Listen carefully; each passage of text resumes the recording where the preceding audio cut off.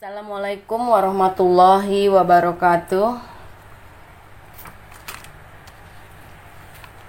Pertama-tama marilah kita panjatkan puji syukur kehadirat Ilahi Robbi, bahwa berkat karunia dan hidayahnya pada kesempatan kali ini kita masih bisa melaksanakan MPLS secara daring. Salawat serta salam senantiasa kita curahkan pada junjungan Nabi kita Muhammad Sallallahu Alaihi Wasallam. Anak-anakku sekalian, siswa baru kelas 10, Ibu ucapkan selamat datang, selamat bergabung dengan Sivitas Akademika SMA Negeri 9 Kabupaten Tangerang. Selama kurang lebih 3 tahun ke depan, kalian akan belajar menimba ilmu di sekolah ini. Anak-anakku sekalian, pada kesempatan kali ini materi MPLS yang pertama yaitu tentang pembelajaran jarak jauh. Apa itu yang dinamakan pembelajaran jarak jauh?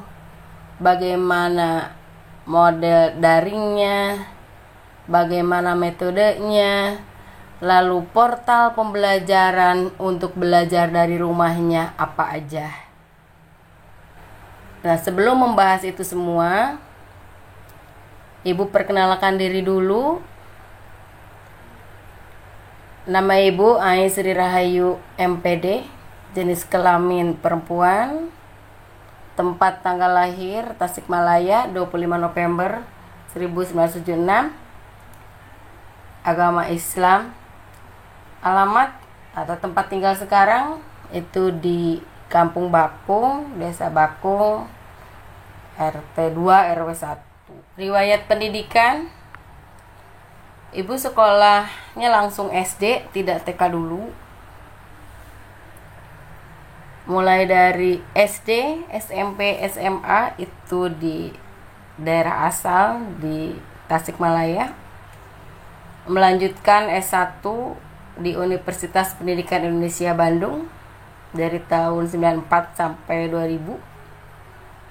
Tentu kalian belum lahir waktu itu. Lalu melanjutkan lagi ke jenjang berikutnya yaitu Starata 2 di Unindra PGRI Jakarta pada tahun 2011 sampai 2013. Riwayat pekerjaan dari dulu sampai sekarang itu mengajar. Pada tahun 2000 itu mengajar di MTS Al-Tihad dan di MAN Kronjo. 2001 mengajar juga di Madrasah Aliyah Al-Falahiyah sampai 2004. Waktu itu masih ada sekolah pagi dan sore. Ya. Jadi pagi di satu sekolah, siangnya di sekolah lain disesuaikan, karena kalau mengajar IPA itu tidak full seminggu. Seminggu itu paling 2 atau 3 hari. Ibu juga pernah mengajar di SMP 1 Kronjo. Dan mengajar di SMA ini, SMA 9 Kabupaten Tangerang. Kalau dulu namanya SMA 1 Kronjo, itu dari tahun 2002 sampai dengan sekarang. Ya. Anak-anakku sekalian, dalam pembelajaran jarak jauh, kita lihat dulu ada latar belakangnya. Mengapa muncul pembelajaran jarak jauh? Pembelajaran jarak jauh memiliki karakteristik yang berbeda dengan sistem pendidikan yang diselenggarakan secara konvensional, yaitu tatap muka langsung, di mana dalam tatap muka langsung itu berada di satu ruangan, satu kelas, ada siswa, ada guru. Nah, sekarang dalam pembelajaran jarak jauh itu terpisah, antara guru dengan siswa itu terpisah. Nah, dulu pembelajaran jarak jauh itu diperuntukkan bagi tingkatan yang di atas SMA, perguruan tinggi. Karena perguruan tinggi tertentu mahasiswanya berasal dari beberapa wilayah yang berbeda dan mahasiswa tersebut memiliki kesibukan tertentu, ada yang bekerja dulu siangnya atau bekerja sambil kuliah. Ada juga untuk tingkatan jenjang SMA itu misalnya PKBM atau setingkat paket C. Nah, kalau dulu pembelajaran jarak jauh itu metodenya misalnya 1 kali pertemuan dijadwalkan dalam 1 bulan, diberikan modul atau sumber buku belajar atau diktat dipelajari. Nanti pada minggu keberapa kalau ada pertanyaan ketemu dengan gurunya atau dosennya, lalu sudah diberikan jadwal kapan ulangan dan seterusnya.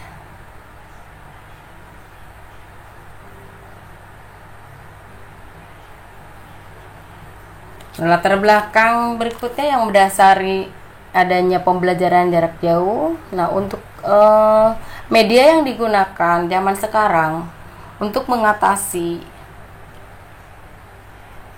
keterbatasan batasan jarak, tempat dan waktu tuh dengan menggunakan teknologi, yaitu teknologi internet. Salah satu tujuan pendidikan yaitu meningkatkan kualitas sumber daya manusia yang tangguh, unggul, kreatif, dan berdaya saing tinggi. Dimana untuk mencapai tujuan pendidikan itu salah satunya itu dengan memanfaatkan teknologi. Apalagi sekarang dengan keadaan belajar dari rumah, guru juga mengajar dari rumah. Jadi betul-betul memanfaatkan teknologi informasi dan komunikasi. Tinggal disesuaikan mana yang cocok untuk tingkatan SMA. Nah, latar belakang berikutnya yang mendasari munculnya pembelajaran jarak jauh yaitu memberi kesempatan meningkatkan kemampuan tingkat pendidikan. Nah, biasanya itu untuk tingkat perguruan tinggi itu dilakukan pembelajaran jarak jauh untuk memilih perguruan tinggi tertentu yang adanya jauh dari tempat tinggal mahasiswa yang berasal dari daerah yang berbeda-beda, maka dilakukanlah pembelajaran jarak jauh secara online. Mau registrasi juga tinggal transfer. Pembelajaran secara online, ujian secara online. Nah, sekarang dengan adanya wabah pandemi COVID-19 di semua jenjang pendidikan diadakan pembelajaran jarak jauh, itu belajar dari rumah. Anak-anakku sekalian, siswa baru kelas 10, apa yang mendasari atau dasar hukum dari pembelajaran jarak jauh sehingga kalian harus belajar dari rumah? Yaitu surat edaran Mendikbud nomor 4 tahun 2020, bahwa dengan adanya pembelajaran jarak jauh bisa memberikan pengalaman belajar yang bermakna bagi siswa. Jadi walaupun keadaan bangsa kita tengah ditimpa musibah dengan adanya pandemi COVID-19, kalian masih bisa belajar dengan cara-cara tertentu, yaitu melalui online. Lalu berikutnya, dengan pembelajaran jarak jauh juga bisa memfokuskan pada pendidikan kecakapan hidup. Jadi di sini dituntut kemandirian. Biasanya kalau kamu berangkat ke sekolah, habis sholat subuh, mandi, belajar, siap-siap, pakai seragam, berangkat, itu rutinitas.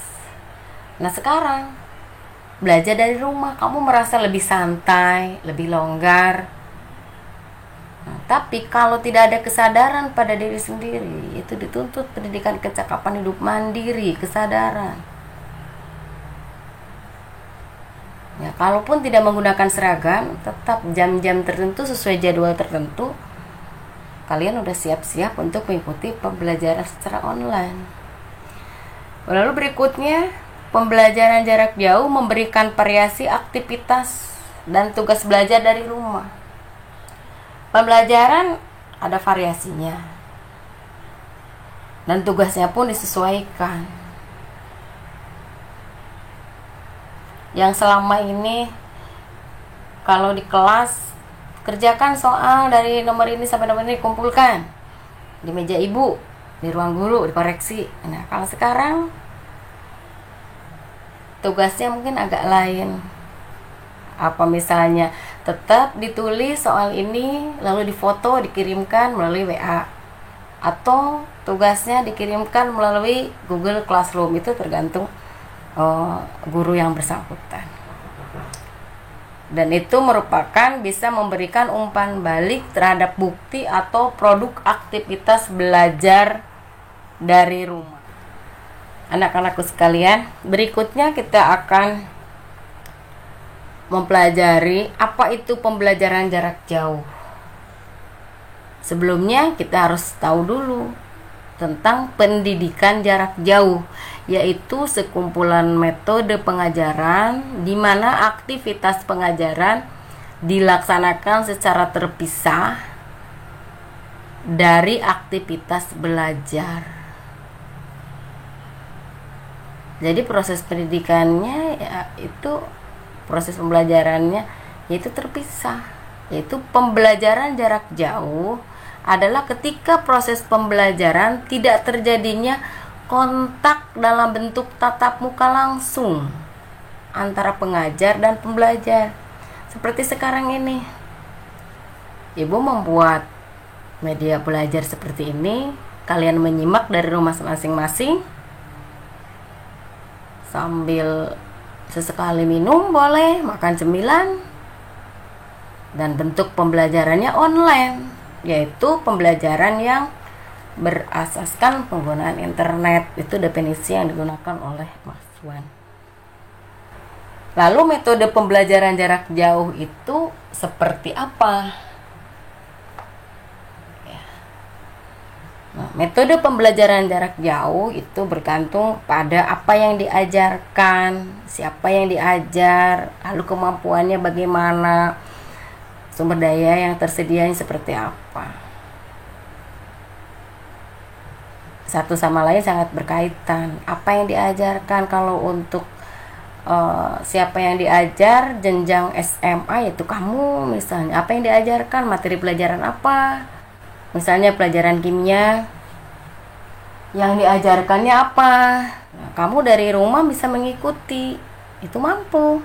Misalnya pembelajaran tentang koloid, sumber daya yang tersedia, ya kamu menggunakan handphone, lalu untuk mempraktekannya dengan yang ada di rumah kamu. Karena misalnya untuk praktek koloid itu yang ada di keseharian kamu, misalnya cara kamu bikin puding, kamu kan suka makan puding.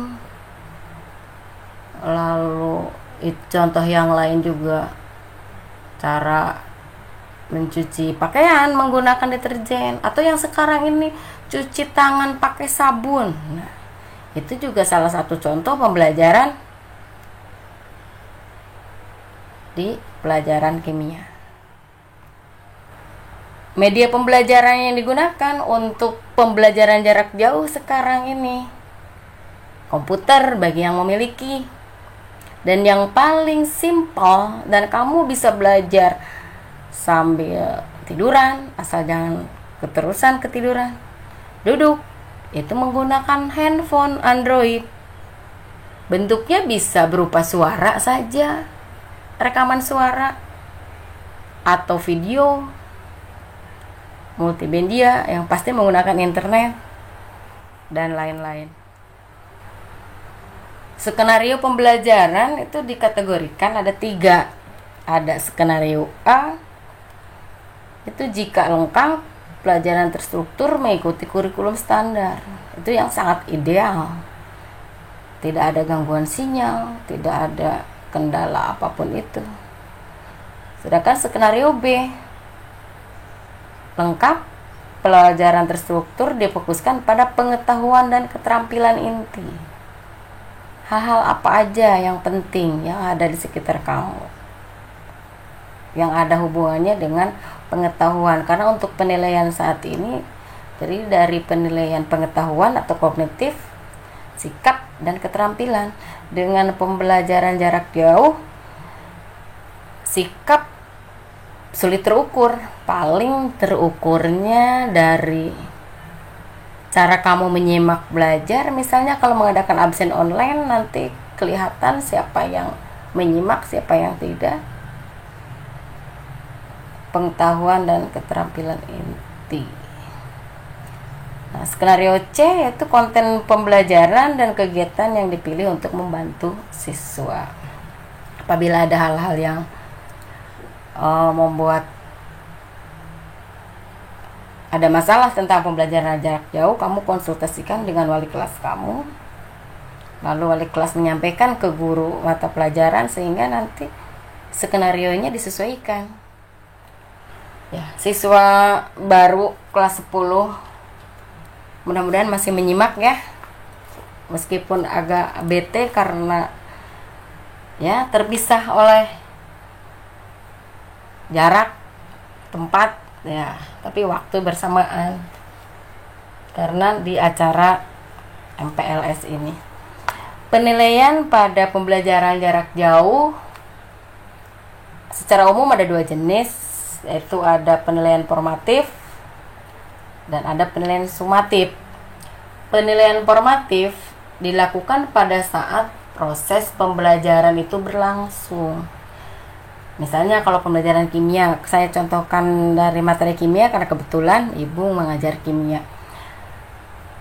Pada materi koloid itu ada beberapa materi. Yang pertama misalnya apa itu koloid, lalu apa bedanya antara suspensi, koloid, dan larutan. Nah, sebelum melanjutkan ke materi berikutnya, sesekali ibu nanya, mengulangi lagi materi yang tadi dijelaskan. Nah, jadi sebelum melanjutkan ke materi-materi berikutnya dalam koloid itu, ibu selalu memberikan pertanyaan. Nanti kamu jawab. Kalau melalui Google Classroom seperti apa menjawabnya, kalau melalui WA seperti apa cara menjawabnya. Apa tujuannya dilakukan penilaian seperti itu? Ingin mengecek kembali, ingin mengetahui apakah selama pembelajaran ini kamu menyimak atau hanya sekedar udahlah, udah ngabsen, klik, udah nggak usah menyimak. Ya itu tadi tergantung kesadaran kamu, kemandirian kamu, motivasi kamu untuk belajar. Adapun penilaian sumatif itu penilaian yang dilakukan setelah selesai menyelesaikan satu materi tersebut. Misalnya dalam koloid itu ada perbedaannya, ada jenisnya, ada sifatnya. Nah, ketika selesai dengan durasi waktu tertentu materi tersebut berakhir, nah beberapa menit sebelum berakhir diberikan beberapa soal. Itu namanya penilaian sumatif. Dan itu nilai-nilai itu direkap, dikumpulkan sebagai bahan pertimbangan untuk nilai rapot. siswa-siswi baru kelas 10. Apa media dan sumber belajar daring yang resmi dari Mendikbud? Yaitu yang pertama, portal Bersama Hadapi Corona. Link webnya ada nanti, kalau silakan itu bisa tinggal klik dibuka. Yang kedua, Rumah Belajar oleh Pusdatin Kemendikbud. Yang ketiga, TV Edukasi Kemendikbud. Yang keempat, Pembelajaran Digital oleh Pusdatin. Yang kelima, Suara Edukasi. Yang keenam, Program Belajar dari Rumah TVRI. Itu yang umum bisa diakses, kamu lihat jadwalnya.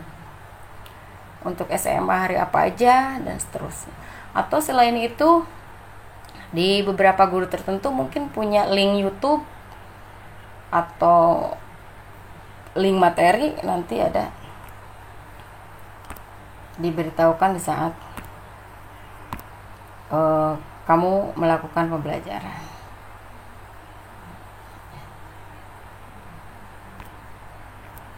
Mungkin itu saja materi tentang pembelajaran jarak jauh. Mohon maaf apabila ada beberapa kesalahan, kekurangan, keterbatasan. Sekian dulu. Assalamualaikum warahmatullahi wabarakatuh.